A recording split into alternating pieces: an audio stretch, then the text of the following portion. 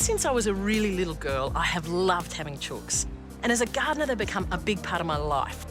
They're fantastic at processing weeds into nutrients, they turn over the soil, and they're really good company. So today, I'm starting a brand new project, building a chook run. Come on, Squid, let's go. But the girls aren't actually going to be in my tiny garden. They're going to live in a shared space. It's on the driveway. There's a few houses here, we all have scraps and we all want eggs. So I reckon this is going to be a great, productive little space for our whole community. I built this chook house quite a few years ago from my friend's old floorboards when she was renovating her house. And I did it in a particular way. It's small enough it fits exactly on the back of my ute, which means from rental house to rental house, I've been able to take it with me. But now I'm looking to make it into a permanent home, and I think it's going to be fantastic. It's got some good little features, can lock the girls up at night and then open their little bridge up in the morning. Around the side, I have a little spot to inspect for eggs. And then, but I'm going to add some perches and some nesting boxes underneath to make room for a much bigger flock. The plans are a little bit epic. I want absolutely everything here. So we've got a compost system going in over there. That means I'll be able to take the straw and the girls' manure. It can go straight in to be processed. I'm going to put a little trapdoor in the fence, so when I want them to come and do a little bit of extra work at my place, I just lift the latch and in they come.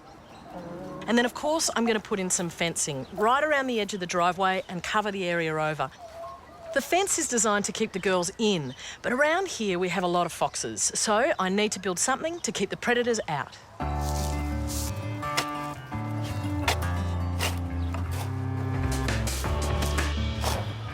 So I've dug a trench about 500 mil deep all the way along the fence, and then I'm using some steel mesh that I got from the tip shop. I'm just tacking it onto the fence and I'll reinforce it later.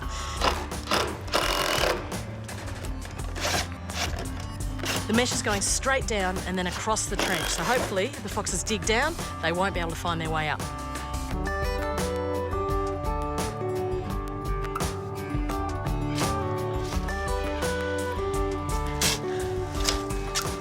There is nothing like digging a hole and then having to fill it in. I actually started planting out this chook run last winter when I put in a heap of deciduous fruit trees. So I put in some figs that I'd brought with me, some new plums, and then a hedge of raspberries, which is going to form a boundary fence along the front. And they're all going to grow up and create lovely shelter and shade for the chickens. But as well as protection from plants, they also need things to peck at, which is what I'm going to plant today. So greens are really, really important for their diet, and this is one of their all-time favourites. It's a herb, it's known as Russian comfrey, and it's a fantastic deep-rooted perennial. The roots go really, really deep, and it brings all of that mineral goodness up into the leaves. They absolutely love it. But as a gardener, I do too. So all of those minerals in the leaves also make a fantastic compost activator, or you can make a liquid fertiliser out of them, just steep them in some water, fantastic for all your leafy crops. As well as the comfrey, I'm going to sow a few seeds. So this is buckwheat. It germinates immediately almost, and they'll be pecking away at that before you know it. The other thing I want to do is a little experiment. I'm interested in growing some lucerne for mulch for myself, but also for the girls to peck at. And strangely enough, lucerne, you might use it as mulch too, is actually just alfalfa. Now, the farmers grow a different variety, but I'm going to try some sprouts out of the cupboard and see if I can get some plants going. The other thing I'm going to do, to add to some of the other herbs I've already planted, are some alliums. Some garlic that's shooting in the cupboard and some onions. Comfrey is really easy to propagate, so once you've got it, you can spread it around the garden. All of these pieces came from one clump. Just dig it up in winter and break it into lots of little crowns for lots of plants. Simply cut the foliage off to reduce too much water loss, and then plant the crowns at the same level as they were in the pot. Plant the onion much like you do the garlic. Just dig a hole the right size and make sure the growing tip is pointing up.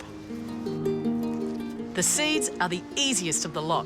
Just rough up the surface of the soil, sprinkle them on,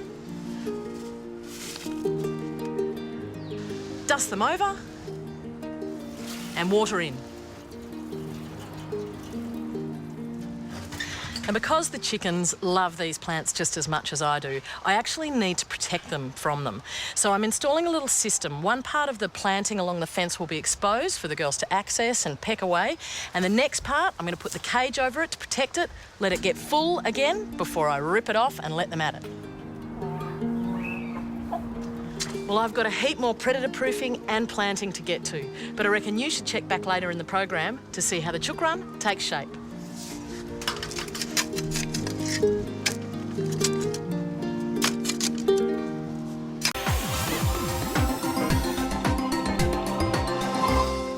After all the hard yakka building the hen house, it's time for Millie to now start thinking about choosing the chooks.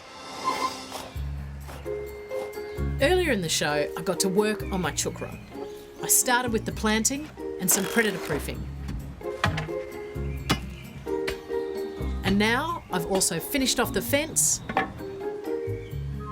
installed a frame for the roof, and sealed it using high-strength chicken wire.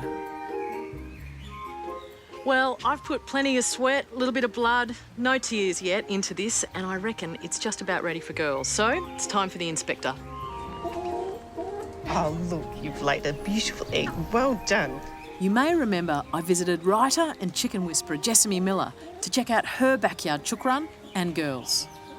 Today I've asked Jessamy to make sure everything's ready and then help me choose some hens. What do you reckon? Wow, I love it. Switch that gate. So I've tried to make it really predator proof. This roofing is fantastic. So I put in 2 points of drinking water, one to refill every day and then one that's a bit more permanent little water pot here. Yeah, that looks lovely and cooling, and they'll like to drink their water. Fantastic. Sit up and have a perch. Yeah. And then done a bit of a reno on the hutch, put some more perches in for more girls. And then I found this old mower catcher, which I reckon's going to make a really good little nesting box. Oh, I love it. What chook wouldn't want to nest in there? So I'm hoping the old pavers and the logs on the raspberries are going to stop them scratching them up. I hope so too, but it's a great idea. And of course, a mirror for the girls to preen in front of. I can tell this is going to be their favourite spot on a hot afternoon, somewhere nice and shady with something special to look at themselves. And of course, I've been using this straw as a mulch, which I'll replace pretty frequently. The chooks are going to love scratching this up. So what are you going to do with it when it's all scratched up? Rake it all down there, chuck it in the compost. Oh, fantastic. Well, what do you reckon? I love it. All right, does that mean we can go get the girls? Let's do it. My old girls are being looked after by a friend, but I'm going to pick up a few young ones from a local chook auction. The Kyneton and District Poultry Club is a not-for-profit group dedicated to helping beginner and established feather fanciers keep happy, healthy hens. Or ducks, peacocks, guinea fowl, whatever you fancy. Vincent Nicoletti is the club president and an authority on our feathered friends. Tell us a bit about the auction. People put their birds in and they put their little ticket on it and they put a reserve on them. So you've got people coming to sell birds as well as coming to buy birds from all over the place. That's correct. We've got people from New South Wales, South Australia, all over Victoria, buyers and sellers. How many chickens do you reckon are going to be for sale today? Well, there's 426 cages just off the top of my head. Wow. And most of them have got probably 2 birds in each. So there's 800 birds plus. So there's everything from show birds to backyard layers. That's correct. Picking a chicken can be overwhelming with so many colours and breeds and varieties available. So I'm going to get some tips. It's a lot like choosing a plant, isn't it? Choosing the right chicken. There's a lot of things to consider. There is. So you really have to think about what purpose do you want them for. Do you want a great egg layer? Do you want to have a meat bird that will placidly roam the garden and be good for cuddles? Or do you want a lovely fluffy mother hen to raise some chicks? Or do you want a terrific forager to scratch around the garden? And then you consider your climate. Is she going to be suited to the hot weather? So it's hot and cold here. Yes, that's right. So not too fluffy, but not too close feathered. Better get in there. Let's do it.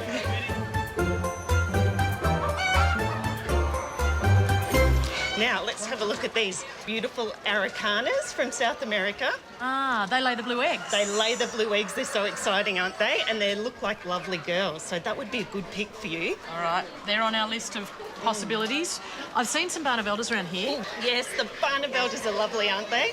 Look at those gorgeous girls. They'll be great layers, beautiful dark brown eggs. And I really like the look of them because they're healthy, they're bright-eyed, they've got nice clean legs, they haven't got dirty tails or anything. They look like a lovely choice for you. And they're really good company in the garden, so all right, they're definitely on the list. Bird. Yeah, all right. Now, let's see what's next, shall we? I just love these Anconas. This is a beautiful Italian chook that I wish more people knew about because they are one of the best purebred layers. Beautiful white shelled eggs, and they're very smart. I think you could teach them tricks quite easily, and very busy in the garden. I love them. They're really pretty. All right. It's a silent auction. Bids are written on the cages, and it's run to government regulations. OK, ladies and gentlemen, we are just tripping over onto 20 minutes to go. So you should have your bids on now. You should know what you're doing. Put that bid on, knock the competition out. When time is called, you will exit by the nearest door. Anybody that's fiddling will be outed. It's a worse crime than putting sandpaper on a cricket ball. All right, go on. He's going to outbid me, though, I know it. He's already spent $100 getting here. It's on. All right. Oh. He might have just done me. That's pretty expensive. 5, 4, 3, 2, 1. Thank you, ladies and gentlemen. That is time. Please exit by the nearest door. Please exit. Now everyone leaves the shed while the auctioneers check to see who's the highest bidder. Finally, we can enter and claim our girls. We got the Anconas. All right, well, I owe you $100. Is this how this works? Yep, easy now. There, she's a nice one. Yeah. She's had her head out all day long. She has. People talking to her. Yes, We'll just put she's her a in lovely girl. Well, we better get the girls home. Should be right there, girls.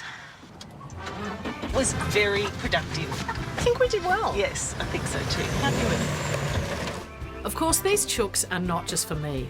Lots of people are going to share the eggs and the fun of having them around. So I've asked a mate to come and help us release them. Are we ready, do you think? Let's do it. Hello, girls. Hello. Oh, now you're interested. Come on. So I've never had a mixed flock like this. I've always had one breed. How are they going to get along, do you think? I think they will get along well because they're the same age, a very similar size and quite similar temperament. Yep. But they will need a couple of days to sort out their pecking order, and that might mean a few dust-ups. But once they're established, I think they'll be absolutely fine because look at all the distraction here. They've got a spacious run and plenty to keep them busy, so they're not going to be stressed out and picking on each other. Thank you for coming along today. I couldn't have done it without you. I had so much fun. It was one of the best days of my life. Great. Well, next auction, I'm happy to be your wing woman. Well, I saw a lot of lovely birds today, so I will say yes to that. Well, it has been a really big day, and in fact, it's been a big month getting this built, but I'm stoked with the results. Not only are these girls going to be great garden companions, they're going to dig up the soil, produce manure for my compost, and lay eggs. And they're really, really good fun to have around. I reckon if you've got some space for some chickens, you should have some.